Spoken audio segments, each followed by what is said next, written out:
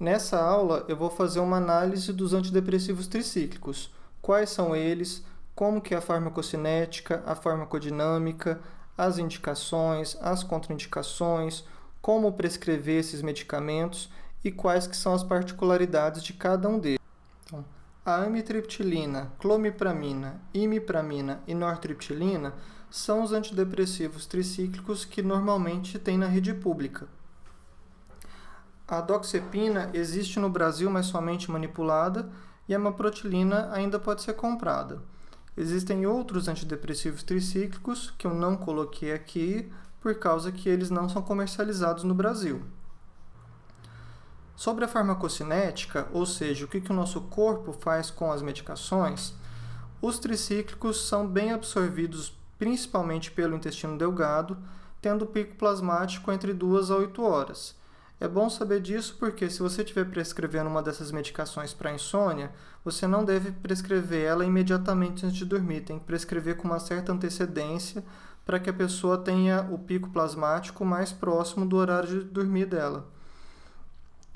Os tricíclicos são medicamentos muito lipofílicos e por conta disso eles têm um alto volume de distribuição.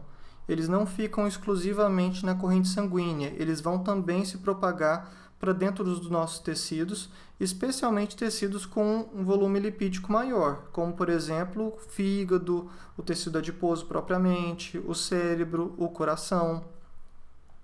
E para poder circular no nosso sangue, que é um meio completamente hidrofílico, eles precisam se ligar a proteínas plasmáticas.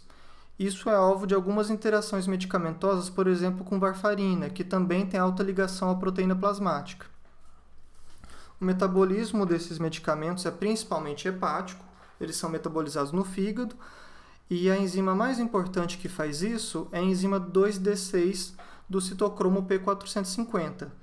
E este é um dos alvos de interação farmacocinética desses medicamentos com outras medicações que também são metabolizados pela 2D6. A meia-vida dos tricíclicos é relativamente longa, permitindo que eles sejam administrados em dose única diária. E eles possuem, boa parte deles, possuem um metabólito ativo, um metabólito que também tem ação terapêutica. Então, por exemplo, a nortriptilina é metabólito ativo da amitriptilina. Então, uma pessoa que está tomando amitriptilina é como se estivesse tomando amitriptilina e nortriptilina. Na prática, isso vai significar que todos os antidepressivos tricíclicos, têm uma forte ação noradrenérgica. Um dos mecanismos de ação dos tricíclicos é a inibição do transportador de serotonina. Inibindo o transportador de serotonina, ele vai inibir a recaptura de serotonina e aumentar a disponibilidade desse neurotransmissor na fenda sináptica.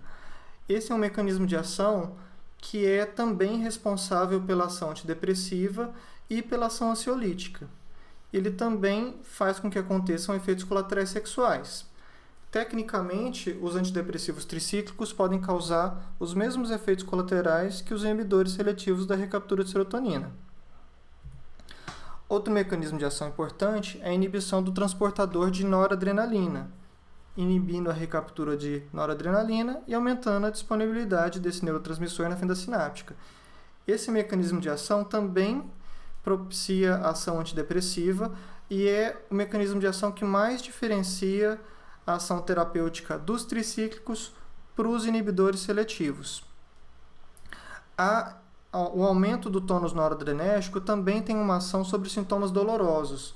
Existem vias noradrenérgicas descendentes do cérebro para a medula espinhal, que são vias inibitórias da dor. Você aumentando o tônus noradrenérgico, você aumenta o tônus inibitório para a dor.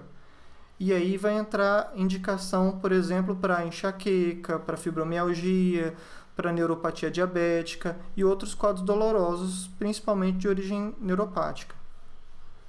Por conta desses dois mecanismos de ação, não se pode misturar antidepressivo tricíclico com inibidor da monoaminoxidase, como, por exemplo, a tranilcipromina e a moclobemida. Outro mecanismo de ação muito importante nos tricíclicos é a ligação e o bloqueio dos receptores muscarínicos do tipo M1, que é a ação anticolinérgica dos tricíclicos. A acetilcolina é o principal neurotransmissor utilizado no sistema nervoso autônomo parasimpático. Uma das ações que o sistema nervoso autônomo parasimpático faz é miose, é diminuir o tamanho da pupila. Nossa pupila aumenta e diminui de tamanho de acordo com a claridade e de acordo com a distância do objeto que a gente está focando. Se você atrapalha esse mecanismo, você produz turvação visual. Outra ação do sistema parasimpático é estimular todo o trato gastrointestinal, começando pela boca, estimulando a produção e liberação de saliva.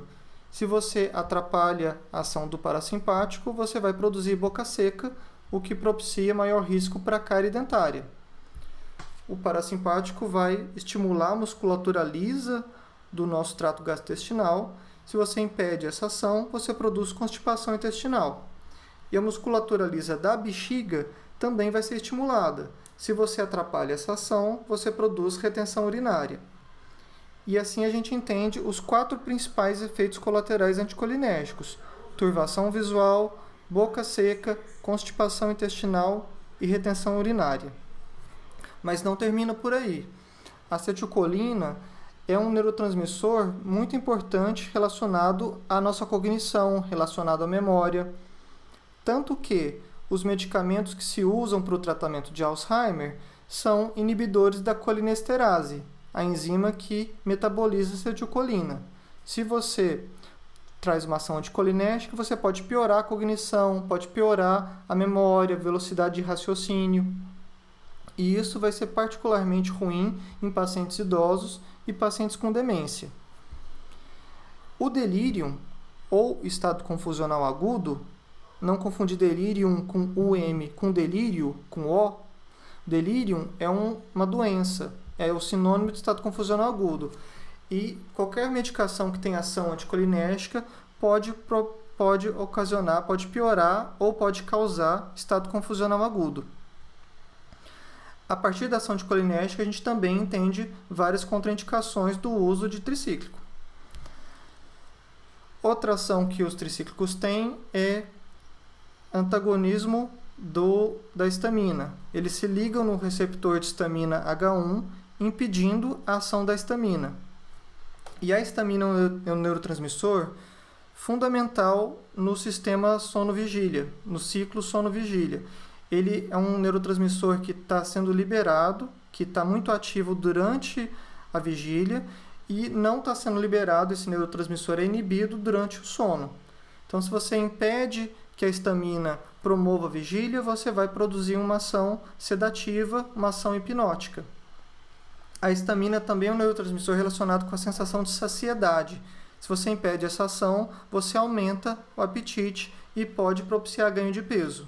Então, a ação antihistamínica vai produzir principalmente 2 efeitos colaterais: ganho de peso, aumento por conta do aumento de apetite, e sedação.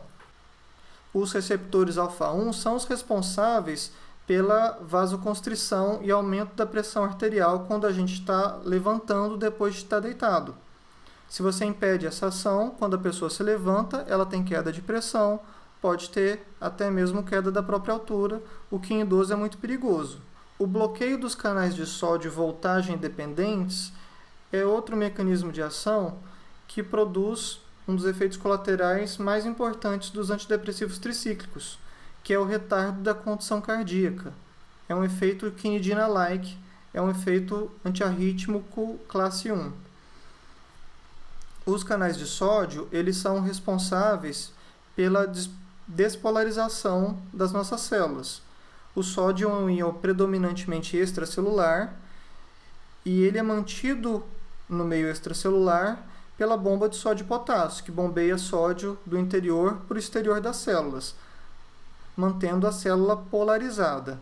Na despolarização, os canais de sódio voltagem dependente se abrem, permitindo a passagem de sódio do meio extra para o meio intracelular. Se você atrapalha a ação desses canais, você atrapalha a despolarização das células, e isso é particularmente importante no coração. No eletrocardiograma, pode acontecer então aumento do intervalo PR, alargamento do complexo QRS e, mais importante, prolongamento do intervalo QT. Por conta dessa ação, vários problemas cardíacos contraindicam o uso de antidepressivo tricíclico. E por fim, os tricíclicos também têm uma ação sobre receptores de serotonina do tipo 2. Existem vários tipos de receptor de serotonina tipo 2, e isso pode contribuir com a ação antidepressiva e com melhora do sono. Quais que são as indicações dos tricíclicos? Principal, sem dúvida, depressão. Especialmente depressão grave, depressão resistente ao tratamento com outros medicamentos. Os tricíclicos são muito eficientes para o tratamento da depressão. A eficiência deles nunca foi problema. O problema é a quantidade de efeitos colaterais que eles causam.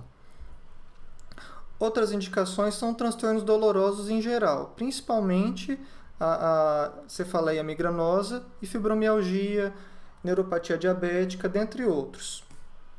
Eles também são indicados para alguns transtornos de ansiedade, no caso do TOC, somente a clomipramina, e também tem outros usos. Eles podem ser usados para o tratamento de insônia, cataplexia, que é aquela perda de tônus muscular que acontece na narcolepsia, enurese noturna, transtornos de déficit de atenção e hiperatividade, tabagismo. Nem todo antidepressivo tricíclico possui todas essas indicações. Cada um deles possui um conjunto específico de indicações. Como prescrever? Uma coisa que nunca se deve fazer é você entrar com a dose terapêutica de cara. O paciente não tolera efeito colateral se você entrar com dose alta imediatamente. Então, sempre começar com dose baixa, por exemplo, 25 mg no primeiro dia, e aumentar 25 mg a cada 2 ou 3 dias até atingir a tua dose-alvo. Se você está usando para insônia, você vai usar uma dose baixa. Se você está usando para transtorno doloroso, você vai usar uma dose geralmente até 75, 100 mg, dificilmente vai precisar passar dessa dose. Se você estiver usando para depressão, lembrar que a dose mínima da maioria deles é 75 mg. Um erro comum que a gente vê é a prescrição de tricíclico em subdose, passando 25, 50 mg só ao dia e sem progredir dose além disso. Então, assim, abaixo do nível terapêutico. Alguns pacientes podem melhorar com essa dose? Podem, do mesmo jeito que 1/3 dos pacientes melhora com efeito placebo. A grande exceção aqui na prescrição é a nortriptilina, que tem uma faixa terapêutica bem estabelecida de 50 a 150 mg. Doses maiores que 150 mg são menos efetivas que 150. Então, a grande exceção para se decorar é a nortriptilina. A maprotilina, ela tem uma dose máxima menor do que os demais, porque dentre os antidepressivos tricíclicos, o que mais facilita a ocorrência de crise convulsiva é a maprotilina. Todo tricíclico facilita um pouco a ocorrência de convulsão. Quem faz mais isso é a maprotilina, por isso que a dose dela máxima é mais baixa. O segundo que mais facilita a ocorrência de convulsão é a clomipramina. Também é o mesmo motivo pelo qual a dose máxima da clomipramina é um pouco mais baixa que os demais. A meia-vida desses remédios permite o uso de dose única. Você até pode dividir a dose em 2, 3 tomadas diárias, mas isso não é obrigatório. Como todo antidepressivo tricíclico, uns mais, outros menos, mas todos eles são um pouco sedativos, é melhor concentrar a medicação pela noite. Pelo dia, o paciente pode ter a sensação de que está dopado, de ficar sonolento. E se você for prescrever em criança, em idoso, se for usar dose alta e se for usar em paciente com suspeita de alguma patologia cardíaca, é importante pedir o eletrocardiograma e calcular o intervalo QT corrigido. Quais que são as vantagens dos tricíclicos? Sem dúvida, depressão grave, depressão resistente, depressões que não melhoraram com outros quadros, quadros dolorosos crônicos, uma indicação que não existe nos inibidores seletivos da recaptura de serotonina. O efeito sedativo pode ser usado de forma benéfica para insônia. O efeito de aumento de apetite, de ganho de peso, pode ser benéfico em pacientes emagrecidos. E são medicamentos com preço baixo, que têm disponibilidade no SUS, então tem uma acessibilidade muito grande. As desvantagens são, sem dúvida, a quantidade de efeitos colaterais. O único motivo que eles são considerados medicações de segunda linha são os efeitos colaterais. Eles são muito eficientes para o tratamento de depressão e de outros transtornos. O único motivo de ser segunda linha é que tem muito efeito colateral e muita contraindicação também. Além disso, eles têm uma posologia mais difícil. Você tem que começar com dose baixa, progredindo aos poucos, e os pacientes não gostam disso, acham ruim ter que tomar vários comprimidinhos, mesmo que de forma temporária. A progressão deles é muito lenta, se você quiser chegar até a dose máxima, vai demorar bastante tempo até lá. Então, eles são medicamentos mais difíceis de tomar do que vários outros antidepressivos. Em crianças, eles têm uma evidência menor de eficácia para o tratamento de depressão do que os inibidores seletivos da recaptura de serotonina. Então, assim, em crianças são medicamentos que acaba tendo menos indicação, apesar do uso clássico para enuresia noturna, do uso para TDAH em algumas situações.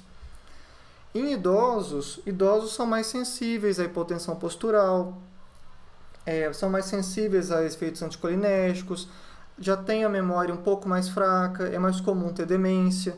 Então, em idoso, o problema vão ser a ocorrência mais frequente de efeito colateral. E, por fim, são medicamentos mais perigosos em overdose. A overdose pode provocar convulsão, pode provocar arritmias cardíacas malignas. Então, são medicamentos mais perigosos em overdose se comparados aos outros antidepressivos. Os antidepressivos tricíclicos possuem várias particularidades que os tornam diferentes uns dos outros. Sobre os dois principais mecanismos de ação, a ação serotoninérgica e a ação noradrenérgica, todos eles têm uma ação predominantemente noradrenérgica. Mesmo a imipramina, que você pode ter a impressão de que é mais serotoninérgico do que noradrenérgico, tem um metabólito ativo, que é a desipramina, que tem uma forte ação noradrenérgica. A clomipramina é o tricíclico que tem maior ação serotoninérgica dentre os tricíclicos. Justamente por isso que ele é o único tricíclico indicado para o tratamento do transtorno obsessivo-compulsivo, uma patologia que tem na sua gênese uma forte questão relacionada à serotonina. E a clomipramina também tem um metabólito ativo, que é a desmetilclomipramina, que também tem uma ação noradrenérgica forte. Então, mesmo a clomipramina também tem uma ação noradrenérgica forte. E ainda nesse mecanismo de ação, a amaprotilina é praticamente um noradrenérgico puro, sem ação serotoninérgica nenhuma. Sobre a ação anticolinérgica, o que provoca mais efeito colateral anticolinérgico é a amitriptilina e, em segundo lugar, a clomipramina. Não se deixe enganar por essa única setinha, que a clomipramina tem outros mecanismos pelos quais ela produz a ação anticolinérgica. Sobre a ação antihistamínica, o mais antihistamínico de todos é a doxepina. A doxepina é o que mais produz sono de todos eles. E, em segundo lugar, ficaria a amitriptilina e a amaprotilina. E na ação, no antagonismo alfa-1, a amitriptilina, que vai ser o mais importante de todos. De que forma que isso repercute na prática? No geral, a amitriptilina é o tricíclico que mais produz efeitos colaterais de todos, inclusive ganho de peso. O que mais dá ganho de peso é a amitriptilina. Então, se você quer um pouco de ação sedativa, a amitriptilina pode ser uma boa pedida. Se você quer ganho de peso, a amitriptilina pode ser uma boa opção. E para os transtornos dolorosos, a amitriptilina é o medicamento mais estudado. Os outros também têm uma ação teórica favorável, mas o que tem mais evidência empírica para transtorno doloroso é a amitriptilina. A clomipramina vai ser indicada principalmente para o TOC. No caso de TOC, sem dúvida, que a clomipramina que é o indicado dentre os tricíclicos. A desipramina eu coloquei aqui simplesmente por causa que ela é metabólito ativo da imipramina, mas ela não é comercializada no Brasil. A doxepina tem essa particularidade da forte ação antihistamínica. Ela pode ser usada inclusive em doses muito baixas, de 3 a 6 mg, como indutor do sono. Na dermatologia, eles inclusive usam doses um pouco maiores, 25 a 50 mg, por ação antialérgica. E em dose tão baixa, de 3 a 6 mg, a doxepina é um antistamínico puro. Ela não tem os outros efeitos colaterais dos tricíclicos e é uma opção de medicamento indutor de sono.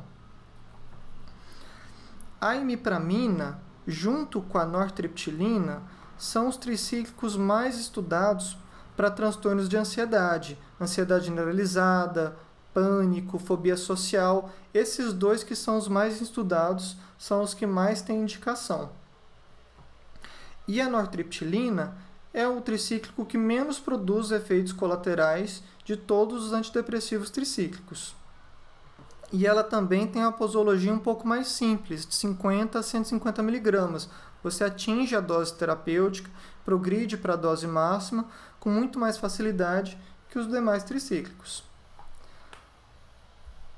Essas são as referências que eu utilizei para fazer esse vídeo e espero que tenha aproveitado.